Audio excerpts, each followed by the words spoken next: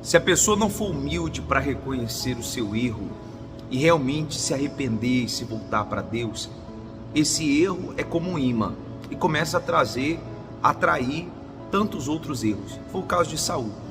Ele não reconheceu o erro que cometeu e dali começou uma sucessão de erros e de falhas e de um distanciamento cada vez maior entre ele e Deus. Ele, que era um homem que tinha sido ungido a rei e tinha até tido uma experiência poderosa com o Espírito de Deus, agora passaria a ser uma pessoa atormentada até por espíritos imundos. A Bíblia fala aqui, no capítulo 15, a respeito de como Deus viu a atitude de Saul, né? Deus deu uma ordem novamente a Saul.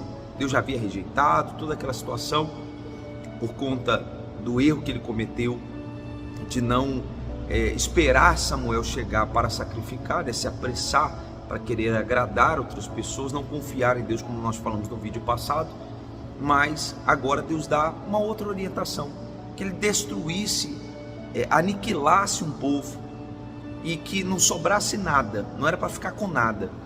E lá vai Saul e guarda a vida do rei, que ele conquista a vitória, mas ele guarda a vida do rei e pega dos melhores despojos, até com a justificativa: não, mas eu queria honrar a Deus. Sabe aquela pessoa falando assim: olha, eu fiz isso, é errado, a pessoa sabe que é errado, mas sabe, eu fiz para um bem maior, não, eu fiz até para tentar ajudar, agradar a Deus. Quer dizer, o errado é errado, pessoal, não tem jeito, não tem como você sair disso. Então enxergue o que você tem feito, porque olha as palavras de Deus, versículo 11 do capítulo 15: arrependo-me de haver posto a Saul como rei, porquanto deixou de me seguir e não cumpriu as minhas palavras. Então Samuel se contristou e toda noite clamou ao Senhor. Samuel ainda tentou, né? Mas a verdade é que se a pessoa não tomar a decisão, nada vai mudar na vida dela. E mais à frente, o versículo 22 diz assim: porém Samuel disse: tem porventura o Senhor tanto prazer em holocaustos e sacrifícios, como em que se obedeça a palavra do Senhor? Eis que obedecer é melhor do que o sacrificar, e o atender melhor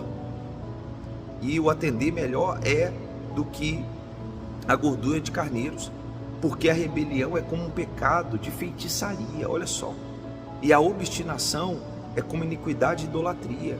Quer dizer, a teimosia, né? A obstinação, a gente já falou em outros vídeos aqui, não quer dizer aquela pessoa determinada, mas a pessoa que é teimosa, faz do jeito dela. E ele fala aqui que é como iniquidade e idolatria. Porquanto tu rejeitaste a palavra do Senhor, ele também te rejeitou a ti, para que não sejas mais rei. E aí diz aqui que Saul diz que temeu ao povo, né? Ele temeu ao povo, mas não temia a Deus. E esse é o grande problema. Às vezes você teme a opinião das pessoas, o que os outros vão pensar, vão achar, mas se esquece da opinião da pessoa principal, que é a pessoa do Senhor Jesus, o próprio Deus. E aí, seguindo o texto, Samuel é um livro que tem grandes experiências, né? Aí diz aqui como Samuel chegou à casa de Jessé, né, para ungir Davi. E aqui no versículo 7, aquele versículo tão forte, poderoso, que diz: porém o Senhor disse a Samuel: não atentes para a aparência, nem para a grandeza da sua estatura, porque eu tenho rejeitado, porque o Senhor não vê como o homem vê, pois o homem vê o que está diante dos olhos, porém o Senhor olha para o coração. Samuel pensou que era o primeiro filho ali de Jessé que seria consagrado a rei, e Deus vem e revela essa visão, né? Deus olha para dentro de cada um de nós.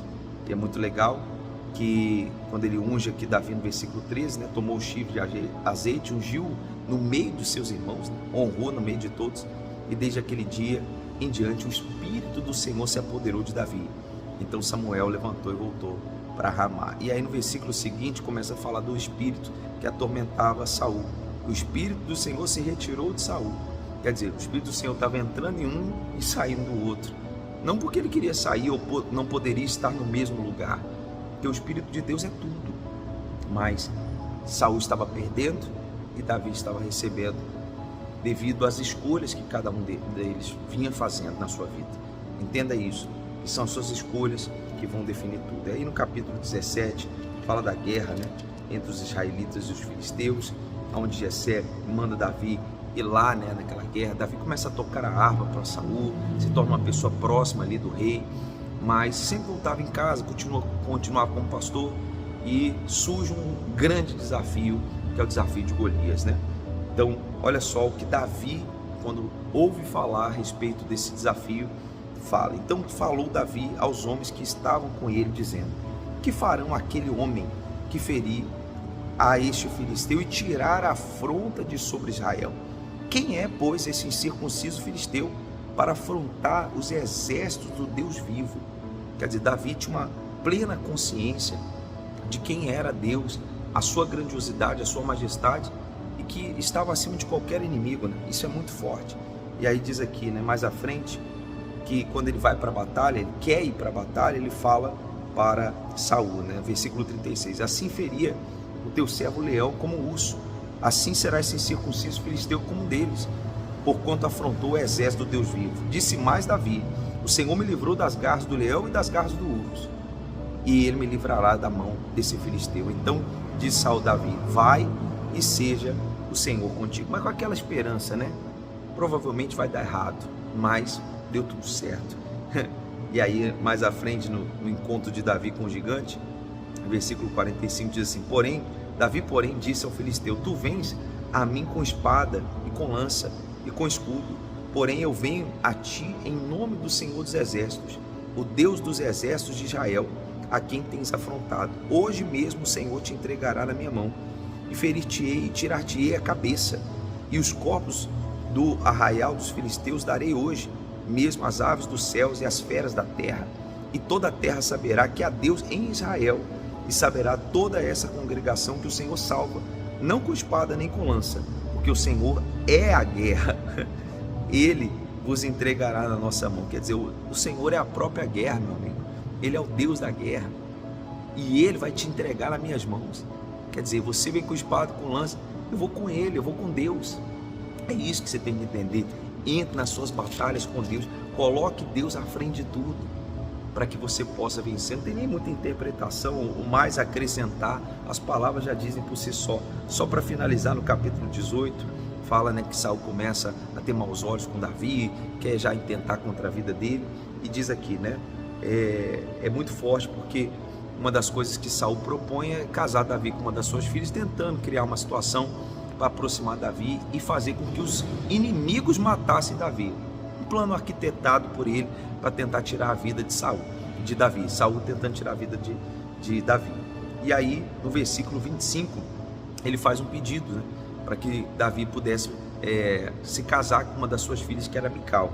E diz aqui: diz Saul: assim direis a Davi, o rei não tem necessidade de dote, senão sem prepúcio dos filisteus, para se tornar a vingança dos inimigos do rei, porquanto Saul tentava fazer cair a Davi pela mão dos filisteus.